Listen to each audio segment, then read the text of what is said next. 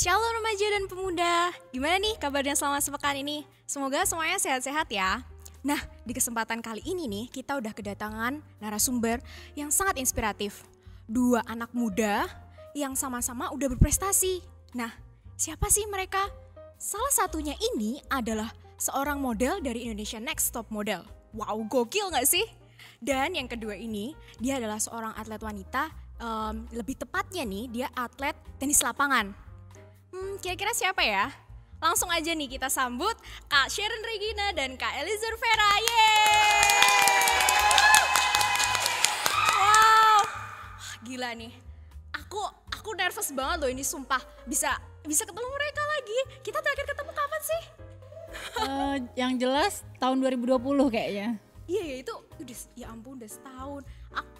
Kalau aku sama Vera karena seangkatan ya, mungkin kita terakhir ketemu kapan sih? Waktu itu kita masih sempet besuk bareng gak sih? Iya, kemarin awal-awal kuliah ya? Iya, aku masih ingat banget. Waktu kamu ngabisin bakpia kan? Di tempat kita ya besok.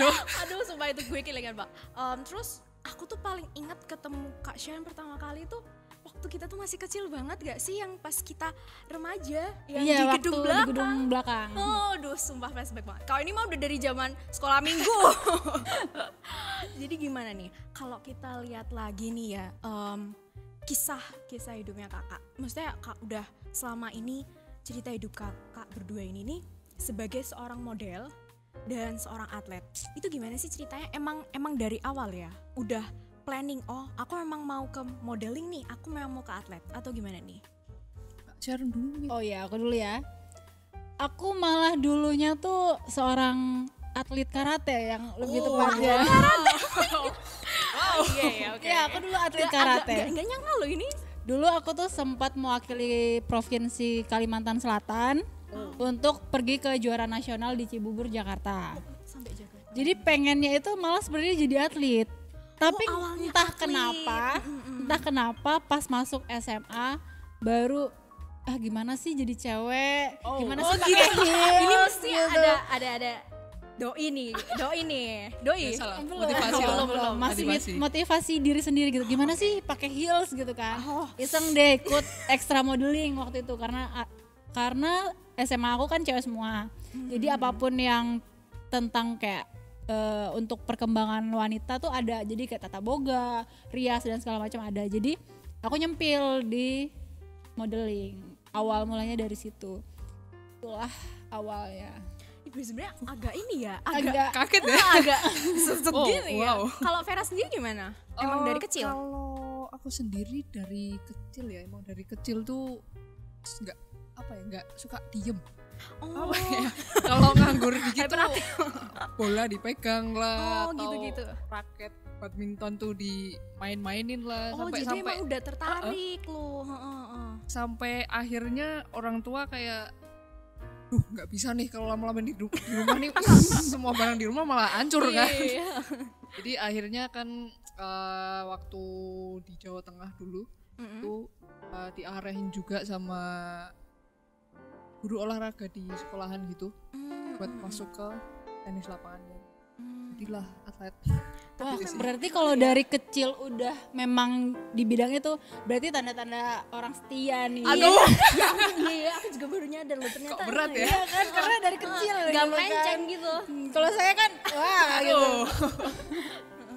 Terus ini kan berarti kalau Kak Sharon kan ini agak melenceng ya. Iya. Nah, itu gimana sih cara taunya kalau emang punya bakat di situ gitu? Karena nggak semua orang loh yang ketika ngelenceng gitu tuh ternyata beneran di situ gitu loh. Jadi kalau dari mamah tuh selalu ngasih support apa aja yang mau kalian coba lah kan. Jadi mama tuh nggak pernah bermasalah kayak nggak boleh ini nggak boleh itu, mama selalu kasih. Cuman kalau misalnya kalian udah memilih jalan itu fokus. Jadi waktu itu ketika aku udah karate ya fokus. Terus aku bilang, "Ma, aku mau coba modeling." Ya udah mama kasih support, fokus ya bener-bener dari yang nggak pernah dibayar gitu, fashion show nggak dibayar. Terus sampai sekarang bisa ngasilin jajan sendiri gitu kan. Jadi memang fokus sih. Apa yang kalian mau, apa yang kalian tuju, pokoknya walaupun sekarang nih masih belum berbuah ya, tapi yakin suatu saat tuh pasti berbuah. Kuncinya fokus itu ya. Kuncinya fokus. Kuncinya Bener fokus. banget. Nah, kalau selama ini tuh kan karena kita udah berusaha, selain berusaha fokus nih, mesti kan punya latihan khusus nih. Nah, boleh dong ceritain ke kita latihan khususnya gimana? Atau ada yang membuat itu tuh jadi pegangan gitu, supaya bisa ngelaluin gitu. Siapa dulu nih? Mungkin Vera dulu. Oh oke. Kalau latihan khusus pasti ya kalau buat atlet. Kalau atlet itu kan kalau nggak dilatih ya gimana mau berkembang kan? Betul. Kalau untuk pegangan khusus itu dari diri sendiri sih, motivasi diri sendiri sih sebenarnya. Kayak aku pengen berkembang, berarti aku harus latihan. Kalau aku nggak mau berkembang, ya udah nggak usah latihan, buat apa? Iya, Buang-buang waktu gitu kan. Jadi kalau emang bener-bener udah dedikasiin hidup kamu di situ, all out lah di situ. Dan itu yang pasti kita juga harus push terus ya, Yes. push terus, kita motivasi terus, nggak boleh stop di situ ya. Yes. Terus. Nah, mesti ngalamin up and down dong, iya kan? Nah, ceritain dong up and down-nya gimana? Mungkin lebih ke down-nya ya. Dan gimana sih cara ngatasinnya kayak gitu? Kalau aku mungkin saat-saat down-nya itu ya pasti insecure ya, nggak percaya sama diri sendiri. Ini nih yang jadi Masalah salah satu, remaja masa kini kan insecure itu. Wah, dia bisa kayak gini gitu kan, kok aku nggak bisa gitu kan. Padahal kita sendiri pun kalau dilihat orang tuh sama. Iya ya. Jadi kita punya kelebihan kita sendiri, kita punya uniknya kita sendiri. Jadi yang masa-masa down itu adalah ketika kita insecure. Jadi kayak aku tuh insecure gitu kan, kok dia bisa sih kayak gini, kok aku nggak bisa gitu. Terus kalau misalnya ada kata-kata, kan aku tuh bisa dibilang orangnya tuh paling nggak bisa nyakitin hati orang lain. Jadi misalnya aku ngomong nih, nanti sampai di rumah, tadi aku nyakitin nggak ya? Oh iya, tadi aku jangan-jangan nggak bener ya ngomongnya. Iya, ya aku kan? tipe orang yang kayak gitu. Jadi kadang tuh ketika orang ngomong gitu kan, itu nyelkit gitu kan. Tapi aku nggak bisa. Kamu tuh mbok jangan kayak gitu ngomongnya, nyakitin gitu kan. Nah, aku nggak bisa. Jadi ya udah sakit sendiri, pulang. Jadi down-downnya di situ sendiri. Oke. Sih. Terus itu gimana? Berarti apa ada ayat pegangan nggak sih untuk maupun Kak Sharon atau Kak Vera gitu tuh yang bener-bener membangkitkan gitu loh? Fokus sih. Jadi ya balik lagi, fokus ke masalah kamu. Jadi nggak usah pikirin. Ya mungkin kamu bisa memikirkan ada ya yang bisa kamu ambil dari kata-kata yang nggak enak itu. Tapi jadikan itu cerminan kamu. Oh, ternyata aku harus lebih baik lagi. Jangan sampai hal ini terulang lagi kedua kalinya. Jadi itu sih. Oke. Kalau Vera mungkin? Kalau aku sendiri untuk pegangan apa ya, balik lagi ke diri sendiri sih. Motivasi utamanya apa? Kayak aku pengen ini, pengen itu, tapi aku harus kayak gini. Oke, aku harus ngelakuin itu. Dan mungkin untuk ayat pegangan sendiri aku megang Mazmur 23 yang ayat 1 sampai 6 itu kan Apa tuh? kalau dibaca tuh kan isinya enak-enak semua ya, kayak Tuhan membimbing aku ke air yang tenang, membandingkan aku di padang rumput hijau. Nah, itu aku mikir waktu baca itu ya, waktu aku baptis dapat ayat itu, aku langsung mikir, iya juga ya, ternyata Tuhan emang kayak gitu ya. Langsung sadar Nah, gitu langsung ya. sadar. Walaupun di perjalanan kita buat berbaring di padang rumput yang hijau itu susah. Itu nggak mudah. Wow lah, Wow banget sih. itu sih. Gini tuh ya. Terus untuk selanjutnya nih, nah pernah nggak sih kalian waktu mungkin pas ikut kompetisi nih, terus itu integritas kalian diuji, integritasnya Kak Sharon dan Kak Vera, itu gimana sih caranya ngadepin kayak gitu? Cara ngadepinnya ya aku flashback sampai jauh ke titik itu tuh apa yang udah aku korbankan dan apa yang udah aku lakukan. Terus ingat lagi sama saran dari orang tua pastinya kan. Lagi ke orang tua. Jadi itu yang bikin aku tetap bertekad. Yaudah aku jadi maunya berdiri dengan kesuksesan tapi tetap punya integritas. Keren banget. Kalau Kak Vera mungkin? Kalau aku sendiri aku ingat kata-katanya mama ya. Mama tuh pernah bilang waktu aku down banget, kamu nggak usah berharap terlalu tinggi. Kamu tuh manusia. Kamu mau berharap ke manusia tuh, kalaupun harapanmu tinggi-tinggi tuh nggak bakal nyampe lah. Iya benar-benar. Kamu Iya cukup berusaha aja, all out this apa yang mau kamu lakukan, sisanya udah serahin aja ke Tuhan. Bener banget ya. Ternyata ini sosok mama, sosok ibu itu tuh bener-bener pengaruh banget ya. Pengaruh banget. Ya ampun. Terus kita lanjut nih ke section yang kedua. Kali ini adalah section games yes or no. Nah, aku punya beberapa pertanyaan Aku nih. yang deg-degan gitu kan. Aku punya beberapa pertanyaan nih. Yang beberapa pertanyaannya ini tuh udah aku kumpulin dari orang-orang terdekatnya mereka waktu sehari-hari mereka. Yang siapa tahu nih teman-teman pendengar nggak punya atau nggak pernah dengar. Yang pertama buat Kak Sharon nih. Aku dengar nih ya. Ketika ngikutin INTM waktu itu dikasih challenge photoshoot di ketinggian. Nah, benar nggak sih kalau ternyata Kak Sharon ini tuh punya akrofobia atau fobia sama ketinggian? Yap, jadi aku bener-bener takut banget sama ketinggian. Jadi misalnya nih, kayak gini aja, kita di lantai berapa sih sekarang? Kita di lantai 3. Aku ngelihat ke bawah tuh sebenarnya agak parno. Jadi agak gemeteran. Itu Terus kok bisa keluar gitu sih? jadi nggak tahu, itu secara natural aja. Aku juga baru sadarnya itu ketika ya udah pas waktu itu pergi ke pantai itu kan ya udah kita agak ke atas gitu kan, pas ngeliat ke bawah Oh, langsung kayak nervous gitu ya, langsung deg-degan gitu. Iya. Dan ya udah, karena aku tahu itu kompetisi, semuanya aku serahkan sama Tuhan. Bener-bener berserah sih kalau itu sih. Dan ternyata aku dapat best foto. Iya, best foto banget, keren banget lo lihat fotonya Dever.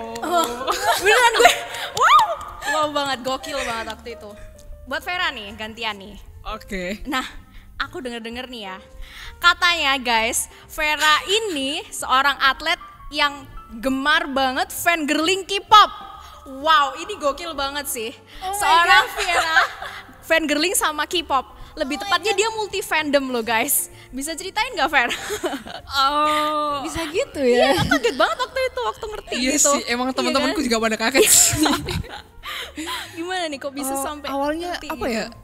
Dulu waktu SD itu cuma ikut-ikut temen sebenarnya. Oh gitu. Waktu SD itu zaman-zamannya Suju sama SNSD ya, lagi Aku naik-naik juga daun ngerti gitu kalau kan. Nah, itu zaman kapan gitu kan? Itu udah lama Tapi banget. ternyata sampai sekarang loh ini kamera.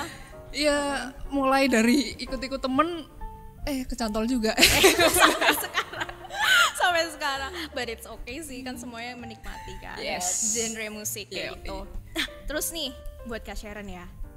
Kemarin ya aku lihat-lihat dari INTM episode-episodenya. Kalau bener nggak sih Kak Feren tuh diperlakukan kurang, dalam tanda petik ya, kurang baik sama kontestan yang lain? Karena nih ya, aku di situ lihat mereka tuh nganggep Kak Feren tuh fake. Habis itu diperlakukan kurang baik. Tuhnya tuh kayak dianggap nggak pantas gitu loh, nggak pantas masuk situ, dan juga mereka pengen Kak Sharon tuh dieliminasi loh. Iya. Ah itu kok bisa gitu sih? Jadi aku tuh tipe orang yang mudah bersosialisasi, bukan mudah sih, susah beradaptasi dan susah bersosialisasi. Jadi ya benar-benar mereka tuh bisa akrab gitu kan. Aku ketika nyambung nggak ya nanti, Iya balik masuk lagi nggak ke ya insecure gitu kan. tadi itu ya. Jadi ketika satu orang ini bilang dia susah nyari tahu aku tuh sebenarnya tipenya kayak gimana. Oh. Dan ketika dia susah, terus dia bilang bahwa aku fake gitu. Waduh. Ini sebenarnya agak menghakimi loh ya. Iya. Sebenarnya Berat ya. Iya. Terus aku beranggapan ya itu masukan, karena semua yang diomongin tuh balik lagi ya aku nggak merasa kayak gitu. Jadi ya udah aku hempas semua itu. Terus mereka bilang aku nggak pantas di situ, aku pantasnya tereliminasi. Kalau aku nggak pantas, aku nggak mungkin sampai top berapa itu gitu. kuncinya loh, itu kuncinya. Dan Yes. mereka bisa-bisanya ngomong kayak gitu kan. Jadi tetap ada yang pasti nggak suka sama kita. Iya, benar-benar. Tapi gimana caranya kalian tuh membuktikan omongan mereka tuh bisa kalian hempas. Yes. Aku layak kok. Yes. Girls. Bener banget. Terus nih buat Kak Vera ya. Ini nih ceritanya nih katanya punya lawan main yang rival banget sampai kalau ketemu tuh rasanya gitu. Ya. Ya nggak sih? Iya. Cowok nggak? Jangan-jangan Cewek cowok dong. nih. Oh, Cewek. kalau cowok bisa. Aduh. Gimana nih ceritanya nih? Jadi itu berawal dari temenan ya. Kita Oh, temenan. awalnya teman. Kalau di tenis lapangan itu kan ada junior sama senior. Nah, di kelompok umur junior ini kita nih temenan nih. Oh, jadi sempat deket dong. Yes, sempat partner juga kan di Partner. pertandingan gitu. Nah, cuma di perjalanan menuju ke senior Oke. itu ada beberapa konflik gitu ya konflik panas lah gitu. Nah, itu jadi kita yang tadinya temen nih jadi agak renggang. Oh iya itu. Tapi percaya nggak? Sakit hati terbesar itu adalah ketika kita bukan dapat support dari orang lain, tapi ketika kita tidak dapat support dari orang terdekat kita. Bener Itu gue sakit setuju hati banget sih. Gue setuju terdalam banget tuh. sih. Ya, Setuju banget itu sih. apa ya? Jadi karena kerenggangan ini, karena konflik panas ini, jadi kita tuh kayak setiap kali ketemu di pertandingan itu kayak bukan emosi yang buat kompetitif kayak Sehat, kompetitif sehat yes gitu bener kan. jadi kayak lebih ke jengkel sebenarnya. Mendem nih ceritanya, mendem. Iya, jadi Agak emosinya tuh diluapin ke pertandingan di lapangan gitu. Jadi kayak itu yang bikin suasana jadi nggak profesional gitu ya jatuhnya. yes. Iya. Yes, dan itu Nggak enak sampai banget tuh. kebawa keluar lapangan Oh dan my parahnya God. di situ. Parahnya di situ. Apa ya? Kalau namanya juga kompetisi ya, Iya. ada yang menang, ada kalah. Cuma kalau sama yang rival ini mau menang itu rasanya kayak bangga banget gitu. Wah, kayak gua lah yang menang, gua apaan gitu kan. siap. Nah, kalau kalah kayak awas aja lo. Oh. Ntar gua giniin lo. Nah, itu yang bikin gak sehat. Jadi Iya sih. ya itu jadi kesannya toksik gitu loh. Iya. Iya, Kayak nih toxic nih. parah sih, tapi selang beberapa waktu setelah itu kita udah sama-sama gede, kita udah masuk sama-sama senior, kita kayak